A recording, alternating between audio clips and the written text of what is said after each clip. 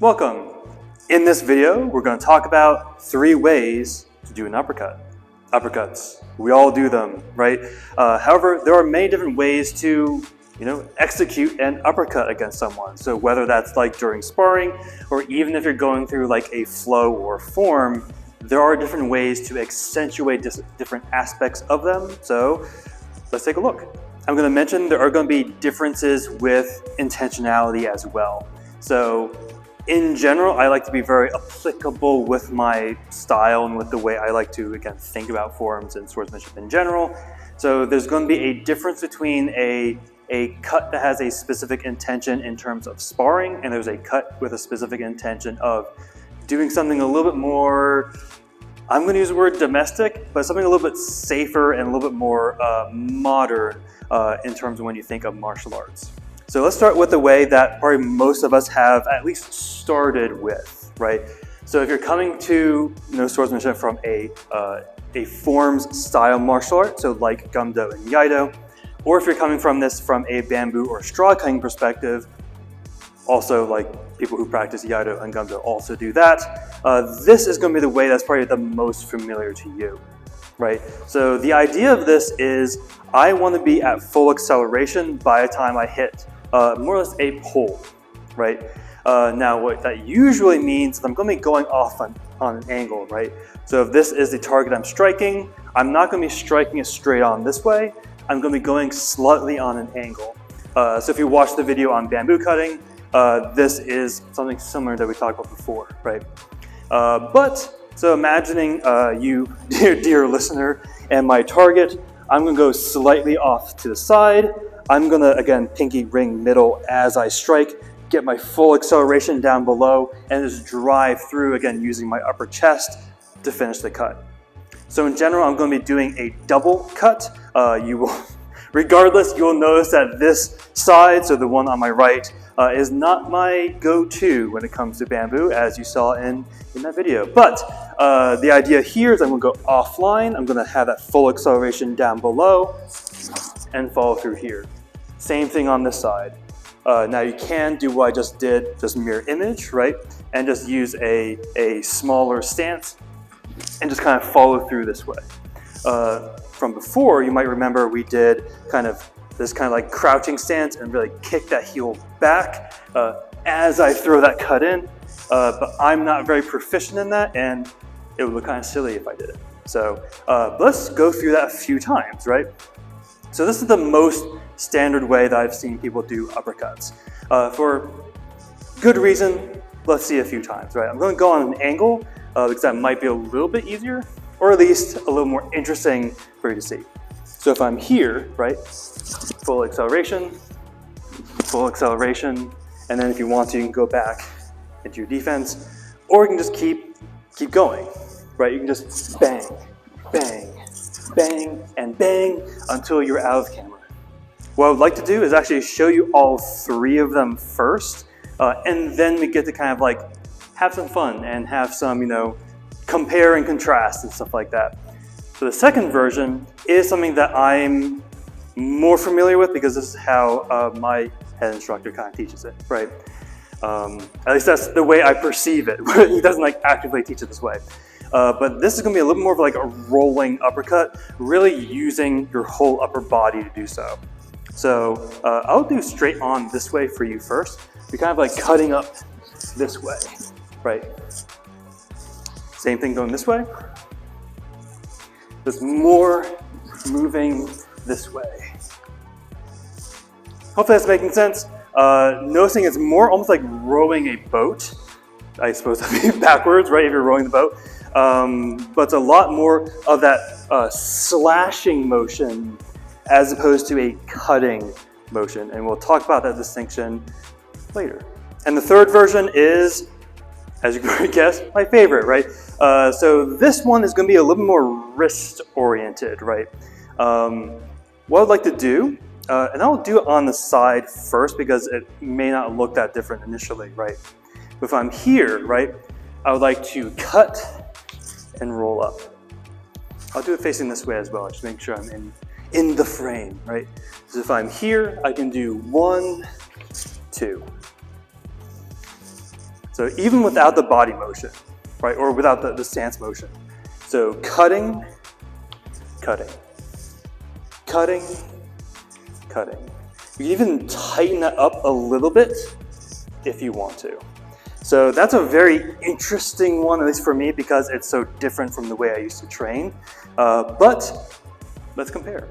So what I'd like to do is have these two camps on either side. Right, now granted, of course there's going to be more than two camps. I'm oversimplifying. So the one camp is going to be about fighting someone in front of you. Right, like I'm here, I'm trying to land these cuts for X, Y, and Z reason. This could be sparring. This is probably sparring, right? This could be taking the application from your form and trying to make it work against a partner. That's what's going on over here. Over here is going to be more about not that, right? So this might be a more modern martial arts kind of vibe to it. In the sense, it's not necessarily about like dispatching a foe, right? Because a lot of sword martial arts don't really do as much free sparring like that, right? At least not without being a sport, where there's a lot of restrictions on what you can do. I'm not going to name names because whoever I mention is going to be mad at me, right? So this is going to be more, so this side is going to be more about other aspects of martial art. So whether that is simply learning better body mechanics, whether that is learning how to cut safely and without really having to think too hard about the moral implications of what you're doing in this camp. So let's kind of compare those two. So a hot take, where does bamboo cutting land? Here. I know that's not going to be very happy for a lot of people, but the idea with bamboo, so bamboo, you need power to a certain degree to cut, right? So for example, like it's not a lightsaber where you can just magically, so long as you have the right angle, it will magically cut through. No, right? You do need some sort of power to actually cut through bamboo, especially if it's thicker, especially if it's older, especially if it's drier, all of that fun stuff. Additionally, bamboo, kind of famously, right, doesn't move. So it's not going to react to any of your moves. It's going to be there wherever, however you start, right?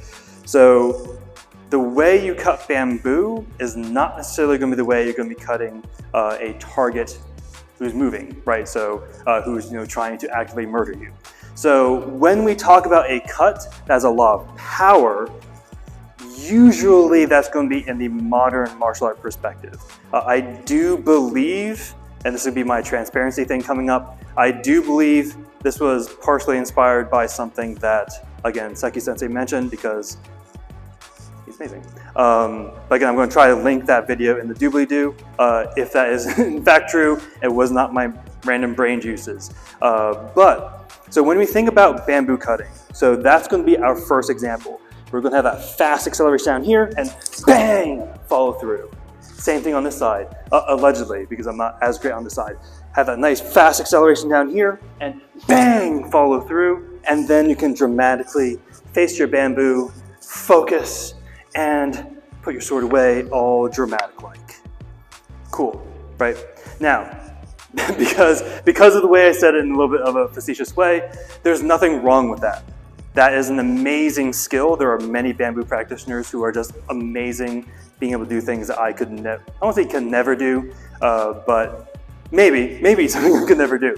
So they're very, that is its own art.